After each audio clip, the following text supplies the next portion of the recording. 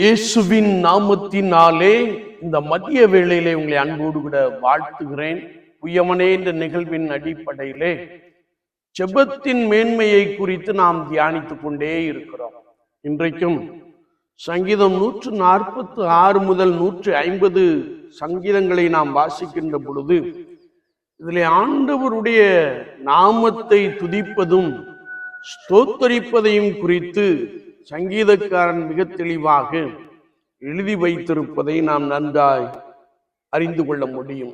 இச்சங்கீதங்கள் கர்த்தர் படைத்த அனைத்து படைப்புகளையும் பார்த்து ஆண்டவரை துதித்து ஸ்தோத்தரித்து பாடும் சங்கீதங்களாக எழுதப்பட்டு உள்ளவைகளை நாம் நன்றாய் அறிய முடிகிறது.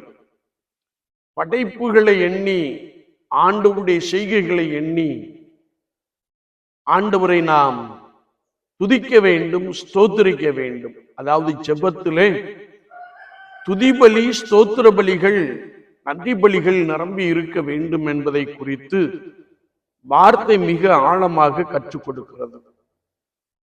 ஏனென்றால் நாம் இந்த உலகத்தை உற்று பார்க்கின்ற பொழுது ஆண்டவர் வானத்தையும் பூமியையும் படைத்தார்.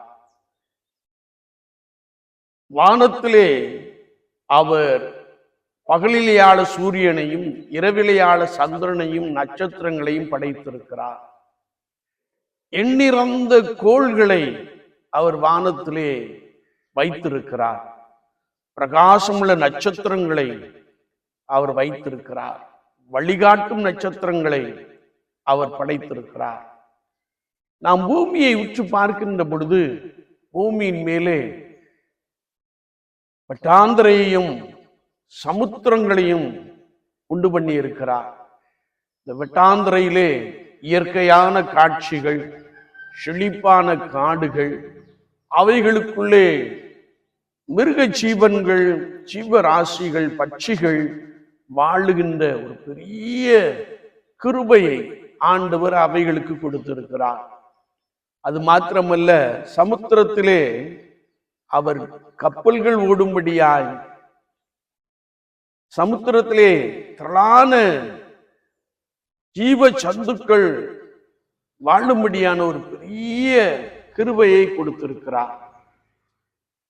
ஒருவேளை எல்லாவற்றையும் ஆண்டு கொள்ளும்படியாய் ஆண்டவர் தம்முடைய சாயலாக நம்மை படைத்திருக்கிறார். ஆண்டவர் ஆகிய இயேசு கிறிஸ்துவினுடைய படைப்பு மிகவும் அதிசயமானவைகள் என்பவைகளை நாம் நன்றாய் அறிந்திருக்கிறோம். அது மாத்திரமல்ல, இந்த படைப்புகளை மாத்திரம் எண்ணி நாம் ஆண்டவரை துதிக்க வேண்டும், ஸ்தோத்திரிக்க வேண்டும் என்று எழுதப்பட்டு இருக்கிறபடி, அதே வேளையிலே நெருக்கங்களும் பாடுகளும் வேதனைகளும் உபத்திரவங்களும் வரும்போதும் நாம் ஆண்டவரை துதிக்க வேண்டும், ஆண்டவரை ஸ்தோத்திரிக்க வேண்டும் என்பதாக பரிசுத்த வேதாமத்திலே நாம் மிக தெளிவாக அறிந்து கொள்ள முடியும். தானியேலின் புஸ்தகம் 6ஆம் அதிகாரத்தை நாம் திருப்பிக் கொள்ளுகின்ற பொழுது தானியேலுக்கு விரோதமாய் சட்டம் இயற்றப்பட்டது என்பதை அறிந்தும் தானியேல் தான் முன்பு செய்து வந்தபடியே தினமும் 3 வேளை தேவனாகிய கர்த்தரை நோக்கி முழங்கால் படியிட்டு ஸ்தோத்திரம் செலுத்தினார். ஆண்டவர் உண்டு பண்ணின அந்த பாதையை எண்ணி தன்னோடு கூட பணி செய்தவர்கள் தனக்கு எதிராக செயல்படுகிற அந்த அனுபவங்களை எண்ணி அவன் முழங்கால் படியிட்டு ஆண்டவருக்கு ஸ்தோத்திரம் செலுத்தினான் என்று வேதம் சொல்லுகிறது. நடைபெற்ற சம்பவம் என்னவென்றால், அந்த நெருக்கத்தின் மத்தியிலும்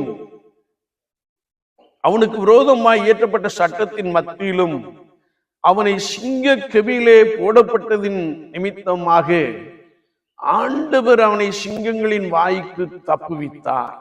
எனவே ராஜா சொல்லுகிறார், தானியேலின் தெய்வமே மெய்யான தெய்வம், அவரே தப்புவிக்கிறவர் என்று சொல்லுகிற ஒரு வார்த்தையை நாம் வாசிக்க முடியும்.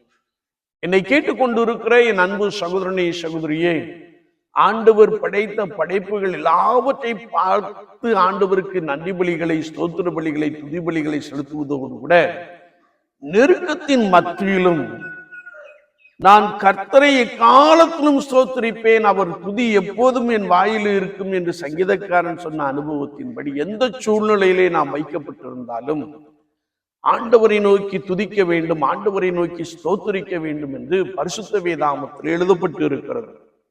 அது மாத்திரமல்ல, அப்போஸ்தலர் நடபடிகளின் புஸ்தகம் 16ஆம் அதிகாரம் 25ஆம் வார்த்தையை நாம் வாசிக்கின்ற பொழுது, சுவிசேஷத்தின் நிமித்தமாய் பவுலும் ஷீலாவையும் கட்டி வைத்து துன்பப்படுத்தினார்கள், அடித்தார்கள், அவர்களை காயப்படுத்தி இருந்தார்கள், அவர்களுடைய கால்களையும் கைகளையும் தொழுமரத்திலே மாட்டி வைத்திருந்தார்கள். இந்த சூழ்நிலையிலே நடுராத்திரிலே பவுலும் ஷீலாவும் ஜெபம் பண்ணி தேவனை துதித்து பாடினார்கள். ஒருவேளை மிகவும் வேதனையான ஒரு சூழ்நிலை, இக்கட்டான ஒரு சூழ்நிலை, சுவிசேஷத்தின் நிமித்தமாய் நொறுக்கப்பட்ட ஒரு சூழ்நிலை. ஆனால் அப்படிப்பட்ட சூழ்நிலையிலே இவர்கள் தேவனுடைய நாமத்தை பாடி துதித்தார்கள், சத்தமாய் பாடி துதித்திருக்கிறார்கள். ஏனென்றால் காவலில் வைக்கப்பட்டிருந்தவர்கள் அதை கேட்டுக் கொண்டிருந்தார்கள். வேதம் சொல்லுகிறது, அங்கே தேவ வல்லமை இருந்தது, இறங்கியது, அஸ்திபாரம் நடுங்கினது, அஸ்திபாரம் அசைந்தது, எல்லா கதவுகளும் திறவு உண்டது, எல்லாருடைய கட்டுகளும் கலந்து போயிற்று என்பதை நாம் மிக தெளிவாக அறிந்து கொள்ள முடியும்.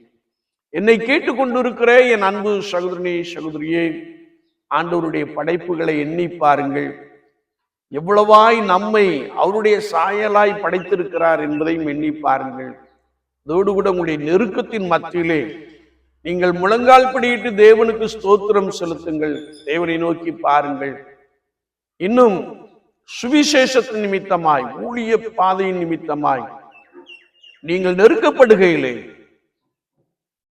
ஒருவேளை இயேசுவை அறியாத ஜனங்களால் நீங்கள் தாக்கப்படுகையிலே ஆண்டவரை நோக்கி துதியுங்கள், ஜெபம் பண்ணி துதியுங்கள். கர்த்தர் ஒரு பெரிய விடுதலை உண்டு பண்ணுகிறார். வேதம் சொல்லுகிறது, பவுலும் ஷீலாவையும் காத்து கொண்டிருந்த அந்த காவலாளி, ஆண்டவன்மாரே, நாங்கள் ரட்சிக்கப்படுவதற்கு என்ன செய்ய வேண்டும் என்ற ஒரு கேள்வியை கேட்கிறார். அதற்கு சொல்லப்பட்ட பதில் என்னவென்றால், நீயும் உன் வீட்டாரும் இயேசுவை விசுவாசி என்று சொல்லுகிற ஒரு பதிலை நாம் வாசிக்க முடியும். என்னை கேட்டுக்கொண்டு இருக்கிற என் அன்பு சகோதரனே, சகோதரியே, கர்த்தராகிய இயேசு கிறிஸ்துவை விசுவாசித்து நடக்கின்ற அனுபவத்திலே இயேசு கிறிஸ்து உனக்கு போதுமானவராக இருக்கிறார். வாழ்க்கையிலே எவ்வளவுதான் துன்பங்கள் வந்தாலும், எவ்வளவுதான் துயரங்கள் வந்தாலும், எவ்வளவுதான் நீ பலவீனத்தோடு கூட காணப்பட்டாலும், ஆண்டவருடைய படைப்புகளை எண்ணிப்பார், அவருடைய நாமத்தை நீ துதி, அவருடைய நாமத்தை நீ ஸ்தோத்திரி. உன்னுடைய நெருக்கத்தின் மத்தியிலே நீ கர்த்தரை நோக்கி பார், ஆண்டவருக்கு நன்றி பலிகளையும் ஸ்தோத்திர பலிகளையும் துதி பலிகளையும் செலுத்து. துதிகளுக்குள் வாசம் பண்ணுகிற தேவரீர் பரிசுத்தர் என்ற வசனத்தின்படியே நீ அவரை நோக்கி கூப்பிடுகின்ற பொழுது ஆண்டவர் உன் மத்தியிலே பிரசன்னராயிருக்கிறார். அவர் ஆராய்ந்து முடியாத பெரிய காரியங்களை செய்கிறார், எண்ணி முடியாத அதிசயங்களை செய்கிறார், பெரிய ரட்சிப்பை உண்டு பண்ணுகிறார். ஒருவேளை சிங்கங்களின் வாய்க்கு உன்னை தப்புவிக்கிறார். அவரே தப்புவிக்கிறவரும் அடையாளங்களையும் அற்புதங்களையும் செய்கிறவர் என்று சொல்லி உன்னை சுற்றி உள்ளவர்கள் சொல்லும்படியான ஒரு பெரிய கிருபையை கொடுக்கிறார். எனவே விசுவாச வாழ்க்கையிலே செபத்திலே நாம் அதிகமாய் நன்றி பலிகளையும் ஸ்தோத்திர பலிகளையும் ஏறெடுப்போம். கர்த்தர் உங்களோடு கூட உங்களை பலமாய் நடத்துவாராக. ஆமீன், ஆமீன்.